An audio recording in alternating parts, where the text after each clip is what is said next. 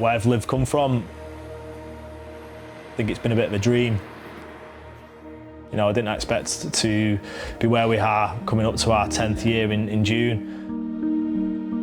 Pretty much from the garage all the way to the office, you know, it does sometimes feel a bit like a pinch me moment. When we first started out at LIV, it was basically just me and Ben. I remember actually turning up to my first day's work, and we was actually based in a garage. I was with quite a corporate company at the time, and I remember at the time thinking, oh, you know, what have I done? Have I made the right choice here? 7 years later, I was still here, we're progressing. Staff has quadrupled in size, the office has quadrupled in size. Everybody that works for LIV is of the same mindset. I think the core values of LIV run through all of us anyway, naturally, without any prompting or training. We're just that kind of people, I think. It's a fast-paced environment, but it's a good environment. It's very nurturing. Everybody is looking after everybody else.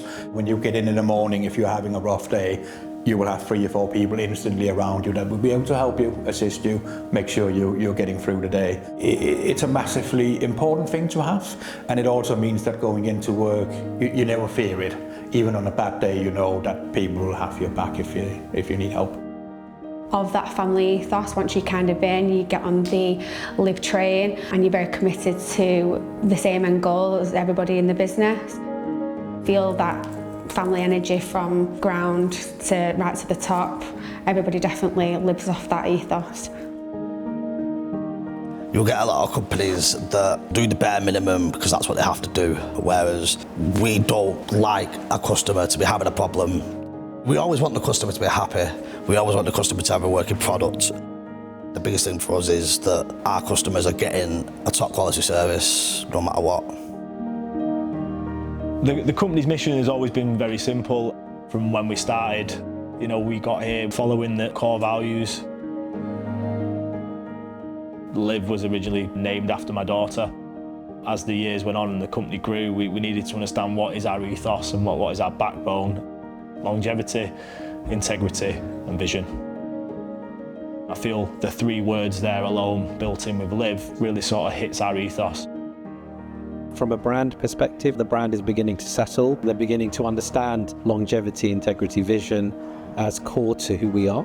The commitments that we make, you know, when we say we're going to be there, we'll be there.